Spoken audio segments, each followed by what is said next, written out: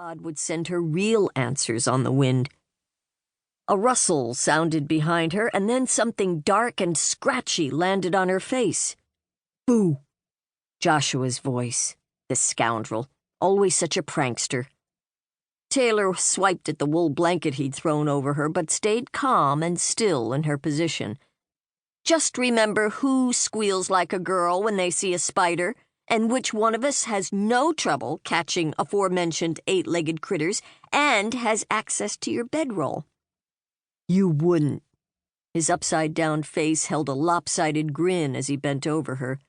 She raised her eyebrows. Oh, wouldn't I? He shook his head and plopped himself onto the grass beside her. You're not playing fair. I know. Allowing a smug smile to lift her lips, she sat up. But you're older, remember? You taught me to not play fair, so it's your fault. She tossed the blanket in his direction. His laugh filled the air, and he threw the blanket back at her. Yes, let's remember who is older, young lady. She made a face at him and rolled her eyes. But that doesn't mean wiser or more mature. You know, one of these days, you're going to have to grow up and take on responsibility instead of joking around. Lowering her brows, she attempted to look serious.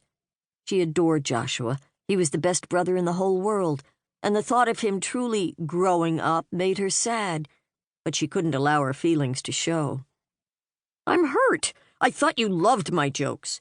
He put a hand to his chest and played the dramatic sad fellow.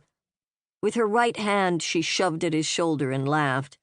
If only these days could go on forever. She often heard other girls her age tell of how much they despised their brothers, but from her earliest memories, she'd adored Joshua. He was clever and witty and so wonderfully observant.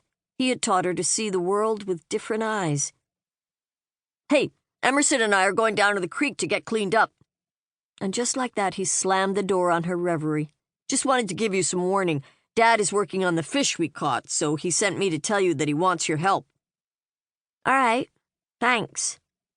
Why didn't he seem fazed by all the change like she was? We'll be back soon. He tapped her nose with his finger and jumped back to his feet. Don't burn any of my fish, but you can burn Emerson's. She stuck out her tongue and then smiled. Leaning back to gaze at the sky again, she sighed. It wasn't fair. Rolling over onto her stomach, she huffed and then propped herself up on her elbows and peeked over the edge of the ridge to the crystal lake below her in the valley. They were all growing up, whether they liked it or not. The boys were 16 now, and their lives were practically mapped out for them, including the much-expected Harvard educations. If only she were 16, too.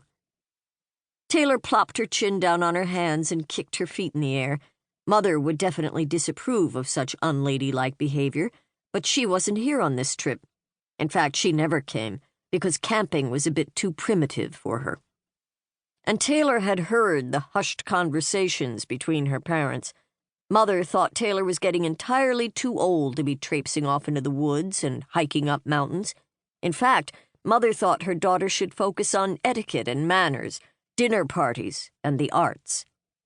But Tayler wanted to go to college. She wanted to study plants and animals and mountains and, well, everything outdoors. She wanted to travel and see the world for herself and maybe, just maybe, even write about it like Lady Bird. If Mother knew Taylor's real plan, she'd probably lock her daughter up for a good long while. Tayler giggled and stood, brushing at her skirt. Her mother wasn't that bad. But it was scary enough to think of telling her the truth. Dad had an inkling of Taylor's desires, but he would never go against his wife. Never. Men might run the rest of the world, but Taylor's mother ran the Hale family corner of it. Might as well face it. She was stuck, at least for now.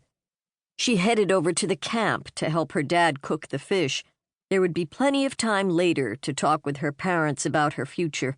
No need to worry them. Once Joshua was away at Harvard, maybe she would venture the subject with Dad. But that would mean Joshua would be gone. Permanently.